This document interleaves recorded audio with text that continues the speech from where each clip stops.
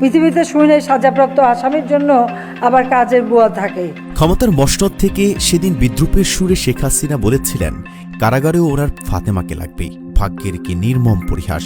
সেই বিদ্রুপই আজ ইতিহাসের পাতায় এক শাশ্বত সত্য হয়ে জ্বলজ্বল করছে। হ্যাঁ, শেষ নিঃশ্বাস পর্যন্ত ফাতেমা ছিলেন কারাগারের অন্ধ কুঠুরি থেকে এভারকেয়ারের নিস্তব্ধ কেবিন, জীবনের শেষ দিনটি পর্যন্ত খালেদা জিয়ার সিথানের পাশে সেই ফাতেমাই ছিলেন। রাজনীতির ইতিহাসে আমরা কেবল নেতাদের নাম পড়ি, কিন্তু ইতিহাসের পাদপ্রদীপের তীব্র আলোর নিচে যে গাঢ় ছায়া থাকে, সেখানেই বাস করেন ফাতেমারা। কোনো পদবি নেই, কোনো স্লোগান নেই, তবুও বেগম খালেদা জিয়ার গত ১.৫ দশকের জীবনে তিনি ছিলেন এক অবিচ্ছেদ্য অস্তিত্ব। তিনি কেবল গৃহকর্মী ছিলেন না, ছিলেন এক বিশ্বস্ত ছায়াসঙ্গী। ভোলার মেঘনা পাড় থেকে গুলশানের ফিরোজা, ফাতেমার গল্পটা কোনো রূপকথার নয়, বরং জীবন যুদ্ধের লড়াকু এক নারী।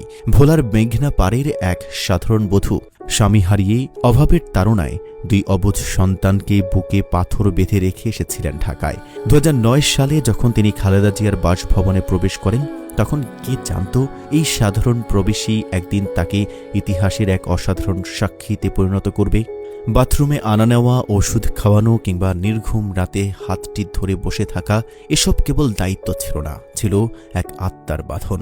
২০১৪ সাল, মার্চ ফর ডেমোক্রেসি। গুলশানের বাসার সামনে বালু ভর্তি ট্রাকের ব্যারিকেড, ফিরোজার দোরগোড়ায় দাঁড়িয়ে অসুস্থ শরীর নিয়ে কথা বলছিলেন বেগম খালেদা জিয়া। পুলিশের চাপে যখন তিনি নিজেকে সামলাতে পারছিলেন না, ঠিক তখনই ক্যামেরার ফ্রেমে দেখা গেল এক নারীকে, যিনি শক্ত করে ধরে আছেন নেত্রীর হাত।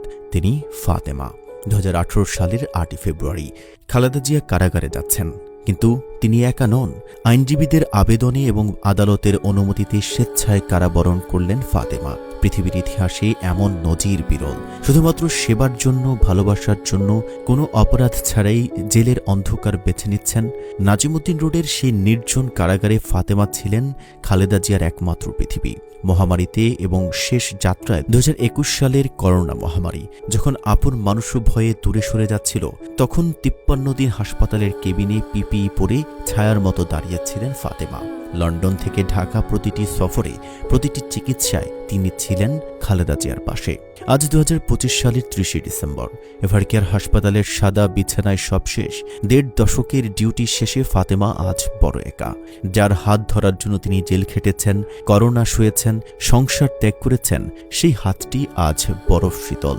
আজ আর ঔষধ খাওয়ানোর তাড়া নেই, হুইলচেয়ারে ঠেলার ব্যস্ততা নেই।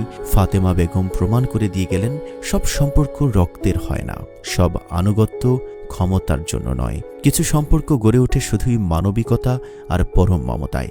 রাজনীতির মহাকাব্যে ফাতেমার নাম কোনো শিরোনামে আসবে না সত্য, কিন্তু যখনই বেগম খালেদা জিয়ার সংগ্রামের ইতিহাস লেখা হবে, অদৃশ্য কালিতে প্রতিটি পৃষ্ঠায় লেখা থাকবে এই নিঃস্বার্থ নারীর নাম। ছায়া যেমন কায়াকে ছেড়ে যায় না, ফাতেমাও তেমনি আমৃত্যু ছেড়ে যাননি তার ম্যাডামকে।